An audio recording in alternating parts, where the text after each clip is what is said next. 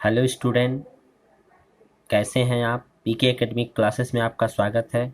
मैं प्रदीप कुमार पांडे आज आपको वास्तविक संख्याओं का पार्ट नंबर सेकंड लेकर के आ गया हूं। आपसे मैंने बताया था कि पार्ट सेकंड में, जी हाँ, जैसा कि मैंने आपसे बताया था कि देखिए यहाँ वास्तविक संख्याओं में 3 पार्ट हमको पढ़ने हैं। तो पहला टॉपिक है यूक्लिड विभाजन प्रमेयिका तथा एल्गोरिथम। तो यही मैं आज आपको इस वीडियो में पढ़ाऊंगा। ये देखिए यूक्लिड विभाजन प्रमेयिका।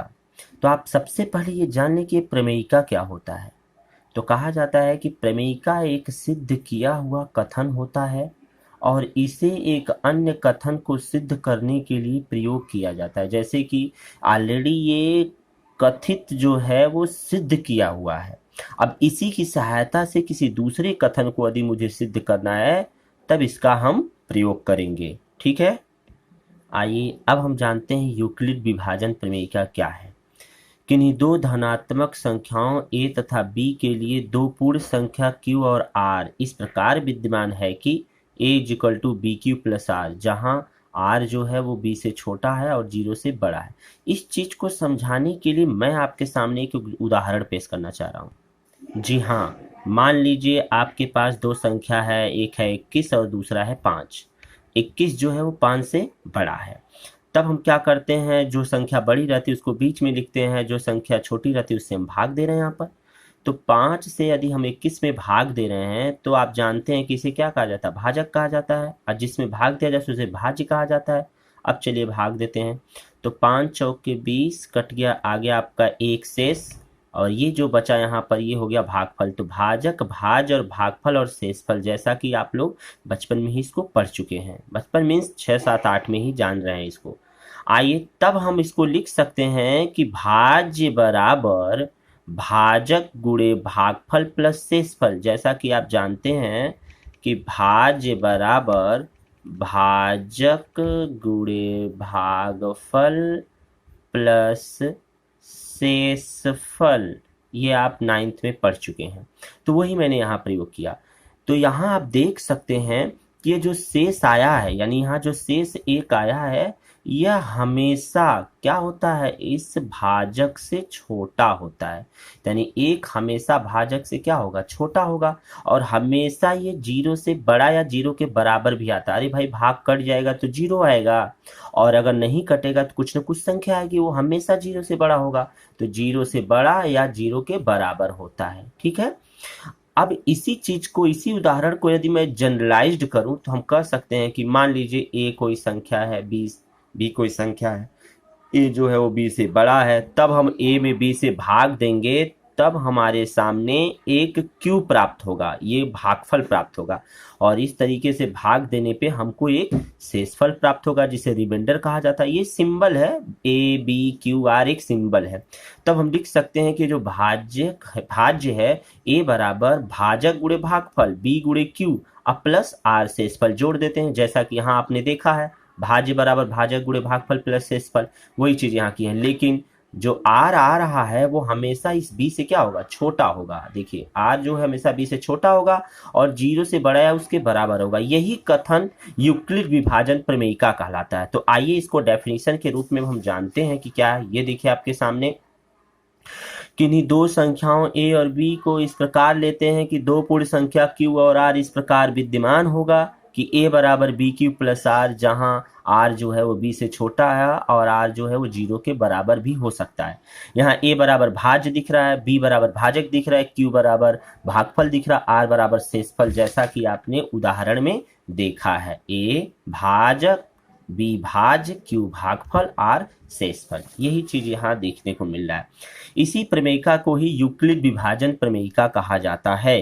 नोट तो आप जानते होंगे 9 से लिया गया है नोट्स को, भाज्य बराबर भाजक गुणे भागफल प्लस शेषफल। ठीक है, अब हम इन्हीं विभाजन प्रमेयिका का प्रयोग करके उसके कुछ अनुप्रयोग को हम समझते हैं। आइए एग्जाम्पल देखते हैं।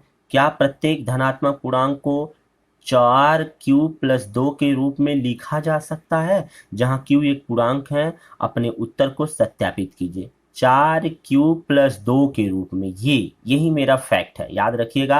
बहुत इंपॉर्टेंट क्वेश्चन है, इस तरीके के क्वेश्चन खूब पूछे जाते हैं। तो जरा ध्यान से देखिए, 4q+2 के रूप में लिखे जा सकते हैं।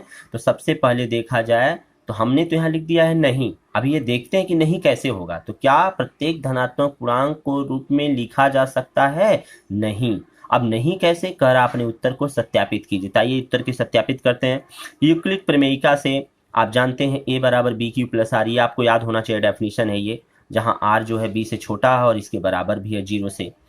जहां a एक धनात्मक पूर्णांक है और b जो है अगर इससे देखा जाए, देखिए इसके रूप में BQ+R के रूप में देखिए यहाँ दिख रहा है 4q+2, तो 4 का मतलब हो गया b बराबर 4 है। यहाँ से तुलना करेंगे तो b की जगह पर 4 दिखेगा, ठीक। तब हम लिख सकते हैं a बराबर 4q+R, एकदम यही रूप लिख देंगे, बस b की जगह पर 4 लिख देंगे। तो यहाँ से देखने में आ रहा होगा r जो होगा, क्योंकि यहाँ पर जो r है वो b से, इस b से छोटा है, यानी कि a को अगर हम b से भाग देंगे तो यहाँ q आ रहा है और यहाँ r आ रहा है, तो यह r जो है इस b से छोटा है, उसी प्रकार से r b से छोटा है। तो यहाँ भी देख सकते हैं, तो r जो है वो b के जगह पर देखिए 4 है, यानी 4 से छोटा होगा या 0 के बराबर या बड़ा होगा।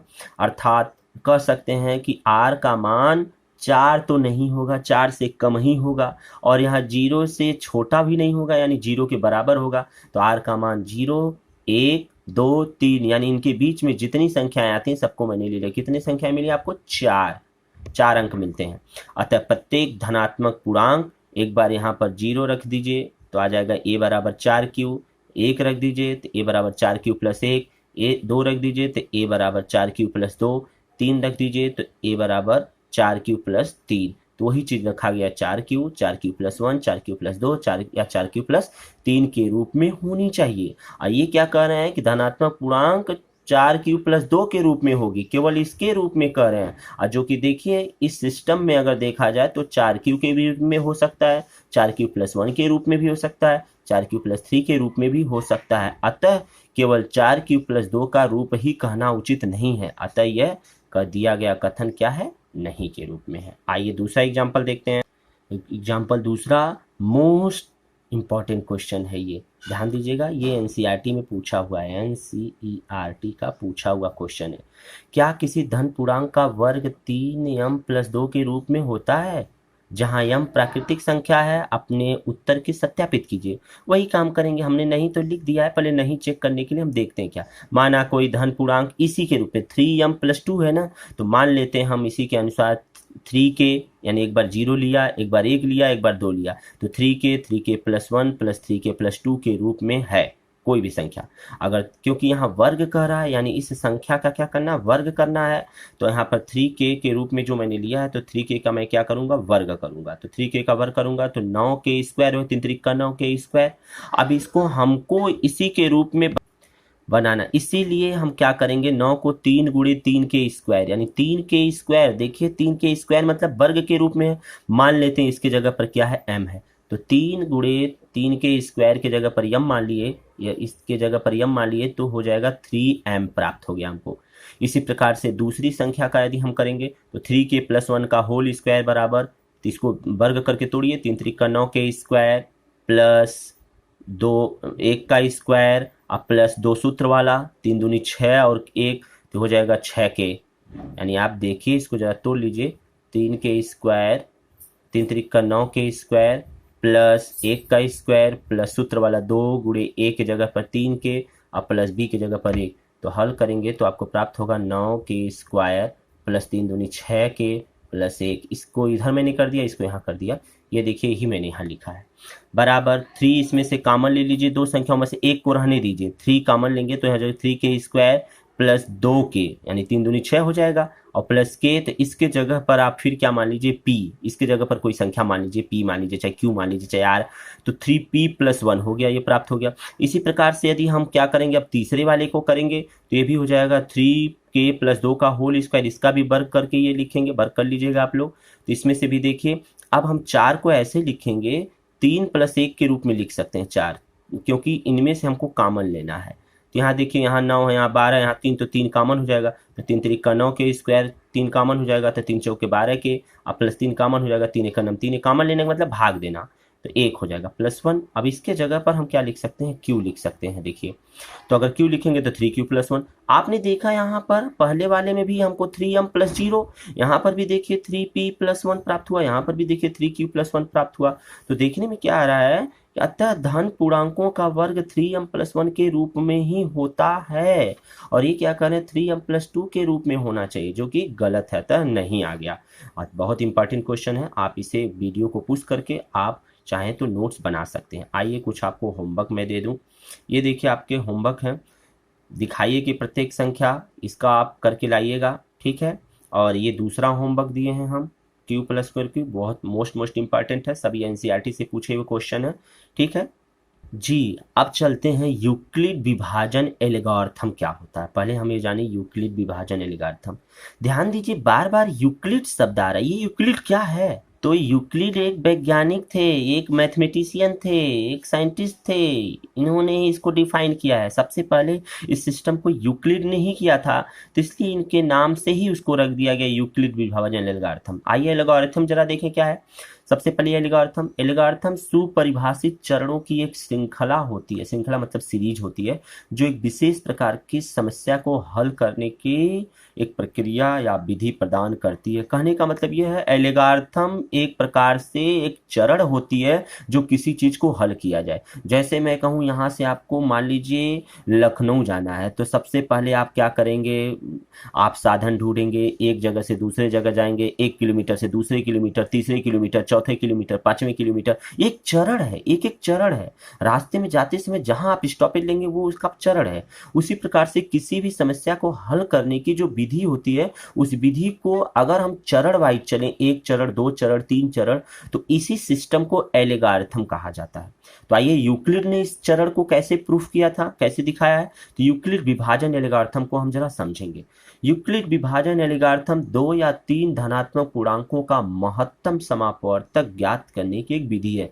कहने का मतलब महत्तम यानी मसप यानी HCF ज्ञात करने का एक विधि है यूक्लिड विभाजन एल्गोरिथम, जो 2 संख्या हो या 3 संख्या दिया हो, ठीक है। तो अब हम इसके स्टेप यानी चरण को हम एक उदाहरण द्वारा समझेंगे आगे चल करके। हम इसके डेफिनेशन नहीं लिख रहे हैं, हम एग्जाम्पल के थ्रू ही आपको समझाने की कोशिश कर रहे हैं। तो आइए देखते हैं, एग्जाम्पल के थ्रू चलेंगे। तो जब 2 संख्याओं का मौसा ज्ञात करना हो, इसी प्रकार से हम अगला देखेंगे कि जब 3 संख्याओं का मौसा ज्ञात करना हो। तो पहले हम जब 2 संख्याओं का मौसा ज्ञात करना हो तो 2 टाइप है, टाइप फर्स्ट है और आपके पास टाइप सेकंड है। तो पहले टाइप फर्स्ट देखते हैं। टाइप फर्स्ट का एग्जांपल देखते हैं हम। तो यूक्लिड विभाजन एल्गोरिथम से 575 तथा 1288 का मौसा ज्ञात कीजिए। तो सबसे पहले तरीका सीख लीजिए क्या है। सबसे पहले जो बड़ा होता है उसको पहले लिखते हैं, जो छोटा होता है उसको बाद में। तो बड़ा यानी ये बड़ा है किससे, 575 से। यह लिखने के बाद यूक्लिड विभाजन प्रमेयिका लिखते हैं एक बाएं तरफ, और दाहिने तरफ जगह पे आप क्या करते हैं, इन दोनों संख्याओं का पहले भाग देते हैं। तो ये 1288 का यदि हम 575 से भाग देते हैं तो ये भाग आप दे लीजिएगा। देने के बाद एक स्टेप प्राप्त होगा, 2 से कटा 138 शेष बचा, फिर 138 में ये जो यहाँ बचा हुआ उसको लिख करके फिर उसमें भाग देंगे, फिर 138 का 4 बार करेंगे तो शेष बचेगा 23, फिर 23 को रोक करके फिर इसको यहाँ से भाग दें, यानी एक स्टेप यानी सीरीज में बढ़ते रहना है। अब इसी चीज को यूक्लिड ने कैसे लिखा था जरा उसको देखते हैं। यूक्लिड ने पहला स्टेप दिखाया था कि अगर 1288 में हम 575 से भाग देते हैं तो हमारा 2 मतलब क्या बचता है, भागफल होता है, और 138 शेष बचता है। तो इस फार्मूले से देखें तो A बराबर आप देख सकते हैं A बराबर BQ प्लस R के सिस्टम से। तो 1288 बराबर 575 गुणे 2 प्लस R के जगह पर 188। यहाँ देखने में R बराबर 138 जो दिया हुआ है ये 0 के बराबर नहीं है। तो जब तक ये नहीं प्राप्त होता तब तक आप आगे बढ़ते चले जाए, यानी ये भाग देने का प्रोसेस तब तक करेंगे जब तक कि भाग देने पे शेषफल 0 न प्राप्त हो जाए। तो इसी क्रम में हम अब उसके बाद दूसरा स्टेप क्या किए, फिर ये देखिए भाजक बन गया, ये भाज्य हो गया। तो फिर क्या करेंगे, 575 में हम भाग देंगे 138 से, फिर 138 से भाग दिए, 4 भाग बचा, 4 भागफल बचा, और ये आपका शेष बच गया 23। फिर यहाँ देखिए R बराबर 23 जो 0 के बराबर नहीं हुआ। फिर अगला क्रम ऐसे चलेंगे, फिर लिखेंगे 138 में 23 से भाग दिए हैं, गुणे 6 मतलब भागों गुणे भागफल ये फार्मूला लगाए हैं, और प्लस 0 यानी r बराबर 0 प्राप्त हो गया, यानी यहीं पर ये समाप्त हो गया। तब हम क्या करेंगे, यहाँ शेषफल r बराबर 0 है, अतः हम लिख सकते हैं मौसा मतलब HCF हाईएस्ट कॉमन फैक्टर बोलते हैं इसको। तो HCF आप किसका 1288 और 575 ऐसे ब्रैकेट में कामा लगा के लिख देंगे, तो इसका मतलब हो जाएगा कि 575 और 1288 का HCF मौसा बराबर कितना हो गया, यहाँ जो लास्ट में प्राप्त होता है यानी यहाँ पर जो प्राप्त होता है कोसेंट वही लिख देते हैं 23, यानी ये आंसर हो गया। इसी प्रकार से आपको दो एग्जाम्पल देते हैं, आप होमवर्क करके लाइएगा इसको। ये देखिए ये और ये आप दोनों एग्जाम्पल करके कमेंट करके दिखाइएगा, ठीक है। आप करने की कोशिश करिएगा और नोट्स बनाते चलिए। ये आप लॉकडाउन का पालन करके घर पे बैठे हुए हैं, तब तक का ये वीडियो जो चल रहा आप पढ़ते रहिए, चैप्टर वाइज चलता रहेगा, आपको पीछे के वीडियो उसके पीछे के वीडियो आपको इसमें मिलता रहेगा। तो आप अगर अच्छा लगता हो तो सब्सक्राइब जरूर करें, ठीक है। आगे चलते हैं। टाइप नंबर 2 क्या है, टाइप नंबर 2 क्या है, ये ऑलरेडी इसका मौसा दे दिया है, तो मौसा दे देगा तो जरूर कोई ना कोई इसमें अंक ऐसा देगा जिसको मान पूछा है, तो ये हम दिया इसमें तो कह रहा है रूप में हो तो ये हमका मान ज्ञात कीजिए, तो वही काम करिए। यहाँ पर इस 117 लिखिए, 65 लिखिए, सबसे बड़ा फिर छोटा फिर भाग दीजिए, वही प्रोसेस करिए यूक्लिड विभाजन प्रमेयिका से। फिर 117 का उसमें करेंगे तो ऐसे करते चले जाएंगे। r बराबर 52 नॉट इक्वल टू 0, r बराबर 13 नॉट इक्वल टू 0, यहाँ पर आपको r बराबर 0 प्राप्त हो गया। तो कह सकते हैं तो HCF आप किसका 117 और 65 का हमको 13 प्राप्त हुआ। ये हम किए हैं तो हमको प्राप्त हुआ, लेकिन ये क्वेश्चन दिया हुआ ऑलरेडी HCF, तब हम क्या करेंगे, चूंकि दिया हुआ है तो HCF इज इक्वल टू दिया है इतना, अतः हम क्या करेंगे दोनों को आपस में बराबर कर देंगे, तो 65 माइनस 117 बराबर 13, ठीक है। आप पुश करके वीडियो धीरे धीरे अपने आप से लगा करके समझ सकते हैं। मैथ्स है तो आप इसे देख करके भी नहीं, मैं आप रफ और पेन जरूर लिया करिए, आप उसे करते चलिए, ठीक है। यदि आपको पढ़ना है तो जी हाँ, तो 65 यम बराबर 13 प्लस 117 इधर पक्षांतर कर दिया तो 65 यम बराबर 130, यम बराबर 130 बटे 65 काटेंगे तो 2 यम का मान 2 आ गया, प्राप्त हो गया यहाँ पर। अब हम चलते हैं, अगला टॉपिक है हमारा टाइप नंबर, जब तीन संख्याओं का मौसा ज्ञात करना हो। अभी तक दो संख्याओं का मौसा आपने पढ़ा, अब तीन संख्याओं का मौसा यदि ज्ञात करना हो तब क्या करेंगे, तो आइए एग्जाम्पल से ही समझते हैं। यूक्लिड विभाजन एल्गोरिथम के प्रयोग से 180, 252, 324 का मौसा ज्ञात करना है। तो सबसे पहले यहाँ देख लीजिए, तीनों संख्याओं को यहाँ लिख दीजिए, घटते क्रम में लिखिए या बढ़ते क्रम में लिखिए, जिसमें भी आप लिख सकते हो। तो इसमें सबसे पहले हमने घटते क्रम में लिख दिया। अब हम बड़े और छोटे को, पहले दो संख्याओं को पकड़ेंगे, इनमें से 324 और 252। आप जरूरी इधर से भी दोनों पकड़ सकते हैं, लेकिन हमेशा बड़े के बाद छोटा, छोटे के बाद फिर छोटा। तो शुरू में दो सबसे बड़े संख्या पकड़ते हैं और उस पर यूक्लिड विभाजन प्रमेयिका का प्रयोग करते हैं, फिर वही प्रोसेस लगेगा, भाग देंगे, ऐसे देते चले जाएंगे, जो बचेगा शेष फिर इसमें अगले वाले में इससे भाग देंगे, फिर जो बचेगा शेष फिर यहाँ 36 में 72 से देंगे, लास्ट में 0 प्राप्त हो गया। अब इसी को यूक्लिड विभाजन प्रमेयिका के अनुसार यदि हम लिखेंगे तो 324 इतना, तो आपको दिख रहा है कि r यानी कि r नॉट इक्वल टू 0, यहाँ दिख रहा है 36 not equal to 0, r is equal to 0 प्राप्त हो गया। यानी कह सकते हैं कि जो 36 यानी 36 लास्ट में बताया, अतः इनका HCF 324 और 252 का HCF जो है वो कितना आ गया 36। अभी यही कहानी नहीं खत्म होता है, अभी 3 है, अभी 180 भी बचा है। अब ये जो 36 आया है, ये अब उसके साथ ये तीसरी संख्या 180 और 36 पर यूक्लिड विभाजन प्रमेयिका का प्रयोग फिर करेंगे तो करने पे आपको देख रहा है 180 में 36 से भाग देंगे तो 5 बार जाएगा, 0 बचा शेष। तो एक ही स्टेप में ये आ गया, फिर यूक्लिड विभाजन प्रमेयिका का प्रयोग करेंगे तो HCF आ जाएगा 180 और 36 का 36 हो जाएगा, ठीक है। तो आपको देखने में आ रहा, अतः HCF आप 180, 252 और 324 का कितना आ गया 36। बड़े ही आसान तरीके से मैंने आपको यहाँ पर कुछ एग्जाम्पल दिया है, आप इसे देख सकते हैं। और होमवर्क है आपका, ये घर पे आप जरूर करें। होमवर्क है यूक्लिड विभाजन एल्गोरिथम की सहायता से HCF निकालना है, दो संख्याओं का, फिर दो संख्याओं का, फिर दो संख्याओं का। मैं दो संख्याओं का दिया हूँ, ऐसे आप 3 संख्याओं का भी कर सकते हैं, ठीक है जी हाँ। अब हमारा ये वीडियो सेकंड खत्म होता है, अब हम थर्ड वीडियो में लेकर चलेंगे अंक गणित की आधारभूत प्रमेय, ठीक है। तो दोस्तों यदि आपको ये अच्छा लगा हो तो अपने दोस्तों में शेयर करें, लाइक करें और सब्सक्राइब करना ना भूलें, ताकि वीडियो आपको मिलता रहे। मैं रोज हर दिन मेहनत करके एक वीडियो आपका बनाता रहूँगा, आप धीरे धीरे आराम से इसको पढ़ते रहिए। डिस्क्रिप्शन में या लिंक में या प्ले लिस्ट में जा करके आप वीडियो खोज करके जरूर पढ़ लें, ठीक है। धन्यवाद।